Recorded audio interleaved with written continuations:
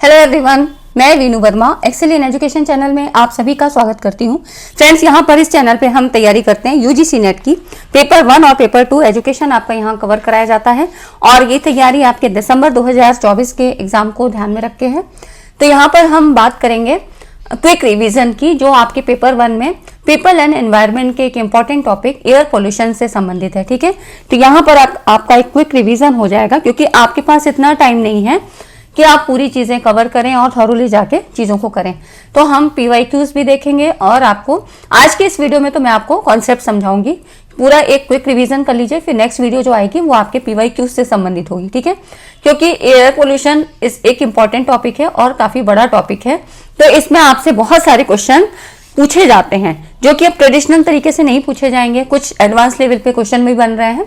तो आपको चीजें थोड़ा सा पता रहना चाहिए कि एसपीएस क्या होता है, वीओसी क्या है, पीएम पार्टिकल्स क्या है, ये सारी चीजें आपको जानकारी में होनी चाहिए। ठीक है, तो आज की इस वीडियो को पूरा देखिएगा, लास्ट तक देखिएगा। भले ही आप थोड़ा सा स्पीड बढ़ा के देखिए, लेकिन आप पूरी चीजें को कवर करिए। ये क्विक रिवीजन होगा, आपके लिए हेल्पफुल होगा और ऐसे ही बहुत सारी वीडियोस मैं आपके लिए लेके आऊंगी। ठीक है, तो हमारे इस चैनल पे यूजीसी नेट की तैयारी होती है, सेट की तैयारी होती है और साथ में असिस्टेंट प्रोफेसर जो यूपीएचएससी का एग्जाम होता है, इसके जीएस के पोर्शन को भी कवर कराती हूँ। ठीक है, तो वो वीडियोस भी आती है। अगर आपके कोई ग्रुप में है तो आप वहां पर सेंड कर सकते हैं लिंक को। ठीक है, टेलीग्राम चैनल को जरूर ज्वाइन कर लें, क्योंकि सारी पीडीएफ्स वगैरह मैं वहीं प्रोवाइड करूंगी और अब ज्यादा से ज्यादा कंटेंट आपको प्रोवाइड करूंगी। ठीक है, तो सभी का इस चैनल पर स्वागत है। अब यहाँ पर हम देख लेते हैं। देखिए फ्रेंड्स, क्योंकि हम एयर पोल्यूशन के बारे में बात कर रहे हैं, तो आपको एयर पोल्यूशन पता होना चाहिए। और देखिए, आज की इस वीडियो में इंग्लिश वाला जो है कंटेंट टाइप नहीं हो पाया तो कुछ चीजें आपको इंग्लिश में मिल जाएंगी, लेकिन पूरा चीज नहीं मिलेगा, तो वो मैं बीच बीच में आपको बता दूंगी। ठीक है, मैं सारे जो इंपॉर्टेंट टर्म्स जितने हैं वो इंग्लिश में भी आपको बताऊंगी। तो यहाँ पर देखिए, एयर पोल्यूशन है क्या। वातावरण में बहुत सारी ऐसी गैसेस होती हैं, कुछ ऐसे मेटल्स होते हैं, कुछ ऐसे पार्टिकल्स होते हैं, और इनका जो मिक्सचर होता है यही एयर पोल्यूशन का कारण बनता है। और ये जो सूक्ष्म कण होते हैं, बहुत इतने ज्यादा फाइन पार्टिकल्स होते हैं कि ये धूल और मिट्टी के जो भी डस्ट होती है, ये हमारे सांस के साथ, मतलब जो ह्यूमन बीइंग है, जब हम एटमॉस्फेयर के किसी भी क्षेत्र में हैं, यहाँ हम कोई भी एक्टिविटीज करते हैं, तो ये जो डस्ट पार्टिकल्स होते हैं ये बहुत फाइन होते हैं और हमारे सांस के साथ फेफड़ों में पहुंचकर बहुत सारे डिसीज पैदा करते हैं। अब यहाँ से क्वेश्चन आपके बहुत सारे बनते हैं, कुछ नए नए टर्म्स भी पूछे जाते हैं। ठीक है, तो अब इनका हम जानते हैं कि कारण क्या है। कॉजेज ऑफ एयर पोल्यूशन, एक तो सबसे पहले धुआं, स्मोक, जैसे कि जिनको बहुत सारी प्रॉब्लम्स होती हैं, सांस से संबंधित प्रॉब्लम रहती है, तो उनको धूल, धूप, धुआं कहते ही हैं, है ना। जो भी अस्थमैटिक पेशेंट्स होते हैं उनके लिए बहुत बड़ा कारण बन जाता है, ज्यादा दिक्कत क्रिएट हो जाती है। तो धुआं जो कि कहाँ से निकलेगा, जो हम गैस यूज करते हैं, घरेलू ईंधन जो भी आप यूज कर रहे हैं, फ्यूल्स वगैरह, कारखाने जो भी आपके इंडस्ट्रियल एरिया है, वहां से भी जो भी स्मोक्स निकलते हैं वो भी एयर पोल्यूशन ही पैदा करते हैं, है ना। इसका उदाहरण क्या है, जिसको आपके साथ आश्चर्य, मतलब ये जो आपका ताजमहल है ना, तो वो भी एयर पोल्यूशन का ही शिकार हुआ। और कचरा जलाने से धुआं, अगर कहीं पर ऐसा कुछ जो भी पार्टिकल्स हैं, इनको मतलब जो भी एक वेस्टेज है, इनको अगर जलाया जाता है तो उससे भी निकलता है। आप जो है अपनी गाड़ियों को स्टार्ट करते हैं, बहुत देर स्टार्ट करने से क्या है, वो भी धुआं फेंकती हैं, उनसे भी। तो ये क्या होता है, ये सारा चीज एयर पोल्यूशन का ही कारण बनता है। स्वचालित वाहन, जैसे कि चलती हुई वाहन की अपेक्षा चालू वाहन में खड़े वाहन से निकलता धुआं ज्यादा खतरनाक होता है।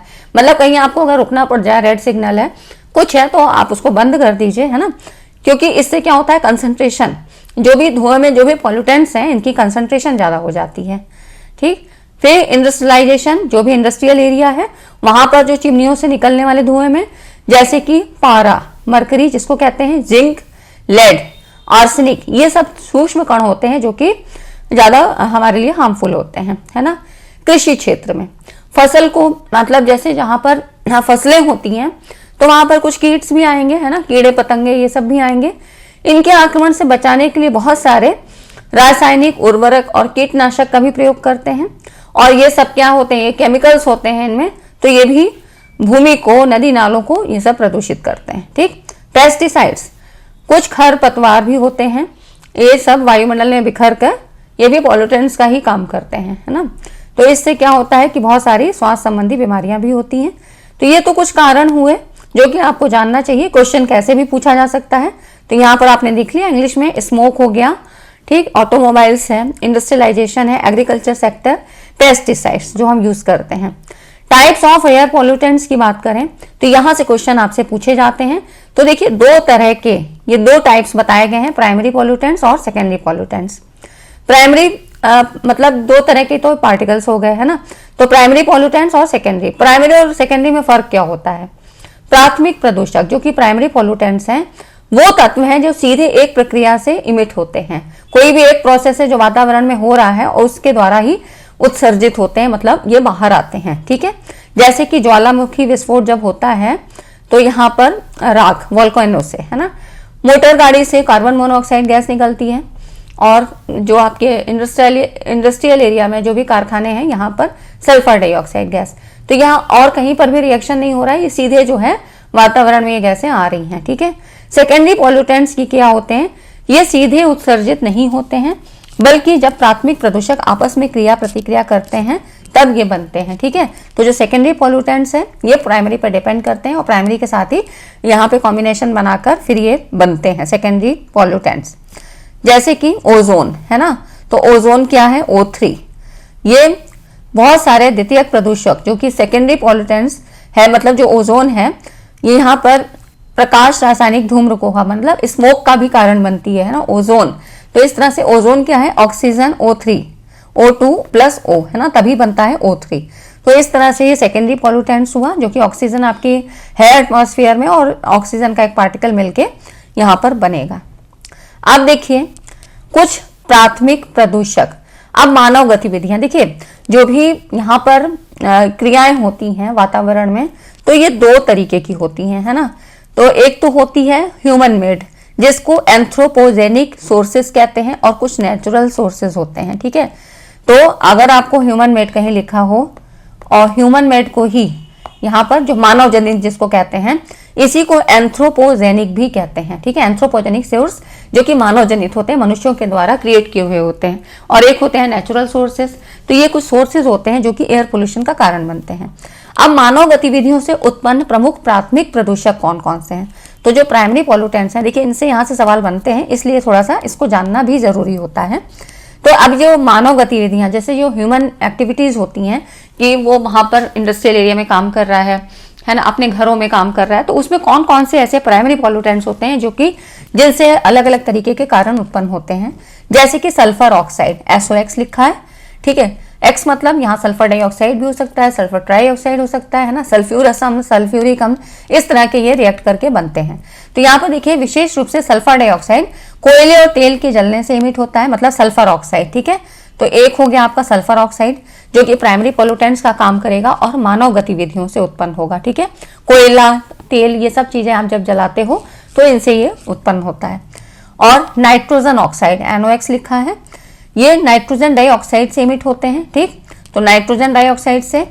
और उसके बाद कार्बन ऑक्साइड, ये भी एक गैस है। ठीक है, जो आपकी नेचुरल गैस है ना, कोयला या लकड़ी, इनके ईंधन से जलने से कार्बन डाइऑक्साइड उत्पन्न होती है। इसीलिए कहते हैं कि कभी भी कमरे में, बंद कमरे में अंगीठी वगैरह जला के नहीं सोना चाहिए, है ना, हीटर, रूम हीटर या कुछ भी, क्योंकि उससे क्या होता है कार्बन ऑक्साइड या कार्बन मोनोऑक्साइड, ये सारी चीजें गैसेस उत्पन्न होती हैं जो कि श्वास के लिए अच्छी नहीं होती हैं। ठीक, तो गाड़ियों से उत्पन्न होने वाला उत्सर्जित कार्बन ऑक्साइड का भी प्रमुख सोर्स है, तो कार्बन ऑक्साइड। ठीक है, एक हो गया आपका कार्बन ऑक्साइड। तो ये कुछ आपके प्राइमरी पॉल्यूटेंट्स हैं। कार्बन डाइऑक्साइड, ये भी क्या है, कंबस्टन से उत्पन्न होती है ना। तो यहाँ पर जब कोयला या गैस ये सब चीजें जलाई जाती हैं, लकड़ी वगैरह, तो कार्बन डाइऑक्साइड उत्पन्न होती है। ये भी क्या है, ग्रीन हाउस गैस है। तो ये भी आपका जो एनवायरनमेंट में क्लाइमेट चेंज होता है ये सब कारण बनती है ना। तो आपने पढ़ा होगा क्लाइमेट चेंज के लिए कौन कौन सी गैसेज हैं, ग्रीन हाउस गैस इफेक्ट क्या है, ये सारी चीजें, ये क्वेश्चन आपसे पूछे जाते हैं। हाइड्रोकार्बन, ईंधन वाष्प और विलायक, जैसे कि वोलेटाइल ऑर्गेनिक कंपाउंड। ठीक है, तो ये भी कुछ सॉल्वेंट्स होते हैं जो वोलेटाइल्स होते हैं। ठीक है, उसके बाद देखिए धूल और धुएं के रूप में आपके पार्टिकल्स पाए जाते हैं, PM10, PM2.5, है ना। तो ये सब है, तो ये इनके पार्टिकल्स मतलब इनके डाया के हिसाब से बताया जाता है, डायामीटर। जो PM10 है तो ये क्या है, छोटा है, जो कि नाक के क्षेत्र में प्रवेश करेगा। और PM2.5 तो इनको PM10 को कहते हैं कोर्स फाइन जिनका कि डायमीटर 10 माइक्रोमीटर है, और ये है PM2.5, और ये है आपका फाइन पार्टिकल्स, ठीक है, कोर्स फाइन और फाइन पार्टिकल्स, और एक होते हैं अल्ट्रा फाइन। तो इस तरह से जो बहुत छोटे हैं PM2.5, इसका 2.5 माइक्रोमीटर, ये माइक्रो है, ठीक है, माइक्रोमीटर होता है जो फेफड़ों में प्रवेश करेगा, है ना। इनके बारे में थोड़ा सा आगे भी मैं आपको बताऊंगी। ये देखिए पार्टिकुलेट मैटर्स, तो मैटर मतलब जो कण हैं, तो इनका देखिए PM10, इनका माइक्रो जो डायमीटर है 2.5 से 10 माइक्रोमीटर के बीच होता है। सांस के जरिए शरीर में प्रवेश करते हैं। नाक, कान, जैसे नाक और गले, है ना, तो ब्रोंकाइज मतलब जो ऊपरी वायुमार्ग होता है, जो हमारा सांस लेने का जो एरिया है, जो ऊपरी हिस्सा है, ये यहाँ पर जमा हो सकते हैं, ठीक है। अब इससे कौन कौन से रोग होंगे, तो PM पार्टिकल्स के संपर्क में आने से बहुत सारे जो आपकी श्वसन संबंधी बीमारियां होती हैं ये हो जाती हैं, जैसे कि अस्थमैटिक प्रॉब्लम, ब्रोंकाइटिस, राइनोसिनेटिस, है ना, ये सारी चीजें आपकी हो जाती हैं PM10। PM2.5 क्या है?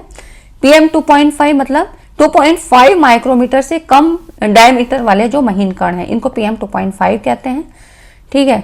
अब यहाँ पे देखिए ये फेफड़ों में गहराई तक प्रवेश कर सकते हैं, मतलब ये अब हमारे निचले हिस्से में भी जा सकते हैं, जो आपके लंग्स हैं वहां तक भी इफेक्ट कर सकते हैं। ये ब्रोंकियोल्स और एल्वियोली तक पहुंच सकते हैं, मतलब कुछ ऐसी आपके उसमें जो फिल्टर्स होते हैं वहां तक पहुंच जाते हैं, और उससे फिर सांस संबंधी जितनी भी आपके रेस्पिरेटरी वाली प्रॉब्लम्स हैं वो क्रिएट होती हैं। तो इसमें ये जो PM पार्टिकल्स हैं ये नाक के मार्ग और साइनस में जमा हो जाते हैं, जिससे सूजन और क्रोनिक राइनोसिनोसाइटिस हो सकता है ना। तो ये PM2.5 बहुत फाइन पार्टिकल है, ये कोर्स पार्टिकल है, ठीक। अब देखिए WHO ने इस तरह की जोखिम को सीमित करने के लिए कुछ गाइडलाइंस दी हैं, ये थोड़ा पता होना चाहिए, इस तरह के क्वेश्चन आपसे पूछे गए हैं। जैसे कि PM10 जो इसका मतलब अगर हम एनुअली इसका कहें तो जो एवरेज इन्होंने निकाला है, इन्होंने बताया कि वार्षिक औसत 15 माइक्रोग्राम पर मीटर क्यूब, है ना, वॉल्यूम के हिसाब से लिया है इसलिए मीटर क्यूब दिया है, अधिक नहीं होना चाहिए। तो 15 माइक्रोग्राम पर मीटर क्यूब से अधिक नहीं होना चाहिए, और 24 घंटे का, ये वार्षिक है, ठीक है, और ये 24 घंटे का अगर हम एक दिन की बात करें तो ये 45 माइक्रोग्राम पर मीटर क्यूब से अधिक नहीं होना चाहिए, ठीक है, थोड़ा सा इसको याद रखिएगा।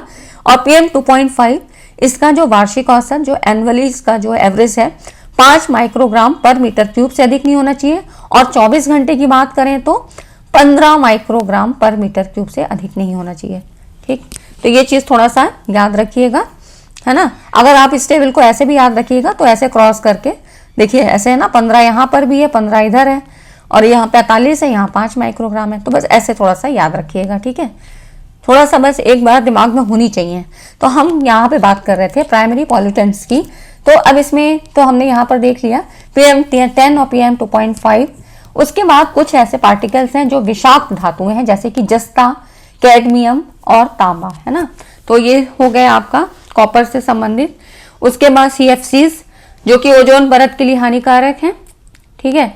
और यहाँ पर जो आपके CFCs क्लोरोफ्लोरोकार्बन्स, उसके बाद कृषि प्रक्रिया से उत्सर्जित अमोनिया NH3, जो आपके कुछ ऐसे मतलब कूड़े और सीवेज, है ना, इनसे जो उत्पन्न होने वाली गंध, ये हो गया। और कुछ आपके रेडियो एक्टिव पार्टिकल्स जो कि परमाणु विस्फोट और युद्ध विस्फोटों से यहाँ पर उत्पन्न होते हैं, जैसे कि रेडॉन, ठीक है, इसको ऐसे रेडॉन, जो ये एक रेडियो एक्टिव पार्टिकल्स हैं, कुछ तो रेडियो एक्टिव पार्टिकल्स भी होते हैं। तो ये आपके प्राइमरी पॉल्यूटेंट्स हैं जो एंथ्रोपोजेनिक मतलब ह्यूमन मेड के द्वारा उत्पन्न होते हैं, ठीक है। अब सेकेंडरी पॉल्यूटेंट्स, इसमें कौन कौन से शामिल हैं, तो ये प्राइमरी पॉल्यूटेंट से संयोग करके बनेंगे, इनका केमिकल रिएक्शन प्राइमरी पॉल्यूटेंट्स के थ्रू होगा। तो इसमें फोटोकेमिकल स्मॉग, कोहरा में रहने वाले वायुजनिक प्राथमिक प्रदूषक और यौगिकों से, जैसे नाइट्रोजन डाइऑक्साइड से बना, है ना। और उसके बाद जमीनी स्तर पर ओजोन, मतलब यहाँ पर नाइट्रोजन ऑक्साइड और VOCs, ठीक, ये सारे आपके सेकेंडरी पॉल्यूटेंट्स में आते हैं। जो peroxide style nitrate PN, NOx तथा VOCs, है ना, तो ये आपके सेकेंडरी पॉल्यूटेंट्स हैं, ठीक है। फ्रेंड्स इतनी चीज़ें अगर समझ में आई तो वीडियो को लाइक एंड शेयर करें, क्योंकि ये चीज़ें आपको तब समझ में आएंगी जब मैं आपको क्वेश्चन भी कराऊंगी। लेकिन थ्योरी प्लस सारे क्वेश्चन एक साथ नहीं हो सकते हैं, तो पहले थ्योरी को समझ लीजिए, एक आध बार पढ़ लेंगे तो आपको पता होगा। सारे इसमें इंपॉर्टेंट कॉन्सेप्ट ही दिए हैं, तो वीडियो को लाइक एंड शेयर जरूर कर दें, मेरा मोटिवेशन भी बढ़ाइए। अब देखिए हम बात करते हैं AQI एयर क्वालिटी इंडेक्स के बारे में। हम इंडिया के रेफरेंस में बात करेंगे, बाकी अलग अलग कंट्रीज का भी अपना होता है। तो ये कब शुरू हुआ था? तो स्वच्छ भारत अभियान के तहत 17 सितंबर 2024 को नई दिल्ली में नेशनल एयर क्वालिटी इंडेक्स ये लॉन्च किया गया। एयर क्वालिटी इंडेक्स क्या है? एक पैरामीटर होता है, एक इंडिकेटर होता है, जिससे ये पता लगता है कि जिस भी एरिया में है, हर सिटीज का अपना अलग अलग होता है, जिस जगह हम रह रहे हैं यहाँ का एयर क्वालिटी किस तरह का है, अच्छा है, खराब है, बहुत खराब है, ठीक है। अब यहाँ पर कौन इसको करता है, मॉनिटर कौन करता है? तो CPCB, जो आपका यहाँ पर CPCB central pollution control board, केंद्रीय प्रदूषण नियंत्रण बोर्ड, राज्य प्रदूषण नियंत्रण बोर्डों के साथ मिलकर, CPCB इसका फुल फॉर्म याद रखिएगा, सेंट्रल पोल्यूशन कंट्रोल बोर्ड, ठीक है। इसीलिए मैंने कहा इंग्लिश में आज नहीं हो पाया टाइप। तो यहाँ पर देखिए ये सारे जो राज्य प्रदूषण नियंत्रण बोर्डों के साथ मिलकर देश के 240 शहरों में से, मतलब 342 से अधिक ये जो मॉनिटरिंग स्टेशन होते हैं, इनके साथ मिलकर NAMP राष्ट्रीय वायु निगरानी कार्यक्रम यहाँ पर संचालित करता है, ठीक है। अब ये एक टेबल है आपके सामने, इसमें कई बार आपसे क्वेश्चन पूछा भी जाता है, जैसे यहाँ से मतलब पहले क्वेश्चन आ चुके हैं, हो सकता है फिर से आ जाए, क्योंकि क्वेश्चंस क्या है, कॉन्सेप्ट तो वही रहते हैं, क्वेश्चंस का पैटर्न थोड़ा सा बदल दिया जाता है। अब देखिए AQI 0 to 50, तो ये कलर कोड है, यहाँ पर देखिए कलर कोड है, इसके बारे में बताया है, इसकी जो टिप्पणी दी है, मतलब नोट दिया है किस तरह का है और AQI है ना। स्वास्थ्य पे क्या प्रभाव पड़ेगा इस टेबल पर है। अब देखिए 0 to 50 है तो ये अच्छा है, ठीक है। ये AQI अगर 0 to 50 है तो ये अच्छा है, ये ग्रीन कलर से दिखाया जाएगा, इसका बहुत कम लीस्ट इफेक्ट होगा। 51 से 100 है तो सेटिस्फैक्ट्री है, यहाँ पर देखिए ये लाइट ग्रीन होगा, ठीक है। तो इस टेबल को थोड़ा याद रखना है, जो भी बहुत ज्यादा सेंसिटिव लोग हैं इनको सांस लेने में परेशानी हो सकती है। 101 से 200 तक है तो ये मीडियम है, यहाँ पर देखिए इसको येलो से डिनोट किया है ना, येलो कलर दिखाया है। यहाँ पर उन लोग को प्रॉब्लम होगी जिनके लंग्स में प्रॉब्लम है, अस्थमैटिक है या हार्ट की कुछ प्रॉब्लम है, तो सांस लेने में प्रॉब्लम आएगी। नेक्स्ट आप देखो 200 से 300 के बीच में, तो ये काफी पुअर है ना, मतलब पुअर है, काफी जो वेरी पुअर नीचे आएगा, तो यहाँ पर ये पुअर है, ये ऑरेंज कलर का दिखाया है। लंबे समय तक रहने से इसमें अधिकतर सांस की तकलीफ हो जाती है। 301 से 400 तक बहुत वेरी पुअर, ये रेड कलर, ये पूरा रेड जोन हो गया है ना। लंबे समय तक रहने से श्वास संबंधी बीमारी हो जाती है, ठीक है। वहां पर सांस लेने की तकलीफ होती है, लेकिन यहाँ पर श्वसन संबंधी बीमारी हो जाती है, जो वेरी पुअर वाला जोन है ना। उसके बाद देखिए 401 से 500, तो ये काफी गंभीर हो जाता है और पूरा रेड है, मतलब बहुत ज्यादा रेड है। यहाँ पर देखिए स्वस्थ लोगों को प्रभावित करता है। यहाँ पर अब जो स्वस्थ हैं, जो पूरी तरह से उन्हें कोई डिसीज नहीं है, वो भी प्रभावित होते हैं, ठीक। तो इस तरह से ये इस टेबल को याद रखिएगा, ये चार्ट है, इसको थोड़ा सा यहाँ पे देखिए 0 to 50 से लेकर 500 तक गया है ना, 400 से 500 तक के बीच में, तो थोड़ा सा कैटेगरी वाइज आप याद रखिएगा, कलर कोड देखेंगे तो याद हो जाएगा। कुछ और टर्म्स आपसे पूछे जाते हैं, जैसे सवालों में आया है आपके, तो इसमें देखिए सिक बिल्डिंग सिंड्रोम, जिसको SBS लिखा जाता है, सिक बिल्डिंग सिंड्रोम है क्या? सिक बिल्डिंग सिंड्रोम एक ऐसी स्थिति है जिसमें लोग बीमारी के लक्षण विकसित करते हैं, जैसे कि कुछ इमारत है ना, तो वहां पर पुरानी बीमारी से संक्रमित हो जाते हैं, या कहीं पर वो काम कर रहे हैं या बहुत दिनों से रह रहे हैं, उसका कोई मेंटेनेंस नहीं है, उसी एरिया में रहते हैं, वहीं पे काम कर रहे हैं, तो ये कुछ जो बिल्डिंग का इफेक्ट है वो आ जाता है, सिक बिल्डिंग सिंड्रोम, ठीक है। तो ऐसी बीमारियों के लक्षण विकसित हो जाते हैं, यहाँ से संबंधित सवाल आपसे पूछे गए। उसके अलावा देखिए वोलेटाइल ऑर्गेनिक कंपाउंड्स, ये क्या है? VOCs के बारे में बात करें तो ये अस्थायी कुछ ऑर्गेनिक कंपाउंड्स होते हैं, कार्बनिक रसायन होते हैं, जिनका कमरे के तापमान पे उच्च वाष्प दाब होता है। मतलब वाष्प दाब मतलब जो वोलेटाइल होते हैं, जब हाई टेम्परेचर होगा तो ये वोलेटाइल हो जाते हैं। तो ये प्राकृतिक और मानव जनित, मतलब मैंने आपको बताया कि कुछ दो सोर्सेस होते हैं, जो एंथ्रोपोजेनिक और नेचुरल सोर्सेस होते हैं। तो इसमें जो प्राकृतिक और मानव जनित दोनों स्रोतों, जैसे कि पौधे, जंगल की आग, ये सब क्या हो गया? परिवहन, ये एनवायरमेंट का है, ठीक है। औद्योगिक प्रक्रियाओं, है ना, तो ये सारी चीजें आपके एनवायरमेंट में होने वाली हैं। और घरों में सॉल्वेंट्स, केमिकल के उपयोग सहित विभिन्न मानवीय गतिविधियों से उत्सर्जित होते हैं। तो ये बहुत सारे जो नेचुरल हैं, एंथ्रोपोजेनिक हैं, इन सोर्सेस से ये उत्पन्न होते हैं। और मानव जनित स्रोतों से निकलने वाले कुछ सामान्य अस्थायी कार्बनिक यौगिकों में जैसे कि बेंजीन, तो जितने भी ऑर्गेनिक कंपाउंड्स वाले जो आपके जितने भी कंपाउंड्स हैं वो यहाँ पर आते हैं। जैसे कि बेंजीन क्या लिखते हैं, C6H6, ठीक है, बेंजीन, टोलुइन, जाइलिन, फॉर्मेल्डिहाइड, है ना, और विभिन्न प्रकार के बहुत सारे सॉल्वेंट्स शामिल होते हैं। कहाँ पे यूज करते हैं, तो ये हम सॉल्वेंट्स का यूज कहाँ पे, जैसे कि पेंट है ना, वार्निश वगैरह, तो कुछ उसको डाइल्यूट करके यूज करते हैं ना, तो ये हो गए आपके VOCs, ठीक है। अब इनमें भी बहुत सारी ऐसी जो पर्यावरणीय समस्याएं हैं, जैसे कि आपकी एयर पोल्यूशन, है ना, धुंध, स्मोक का कारण बनती हैं, रेस्पिरेटरी प्रॉब्लम्स क्रिएट करती हैं, तो ये सारी चीजें इनसे भी उत्पन्न होती हैं। कुछ क्वेश्चन आपसे देखिए इस तरह से पूछा गया था, 6 मार्च में क्वेश्चन आया था, जिसमें कह रहा है कौन से वाष्पशील VOCs हैं जो मानव जनित स्रोतों से उत्सर्जित होते हैं, ठीक है। तो इसमें आपका बेंजीन और हमने अभी पढ़ा टोलुइन, ठीक। तो ऐसे क्वेश्चन आपसे पूछे गए हैं। तो ये क्विक रिवीजन मैंने दिया, हो सकता है कुछ चीजें छूट भी गई हो, लेकिन मैंने अपनी समझ से मुझे जितने क्वेश्चन इंपॉर्टेंट लगते थे वो आपको यहाँ पर करवा दिए।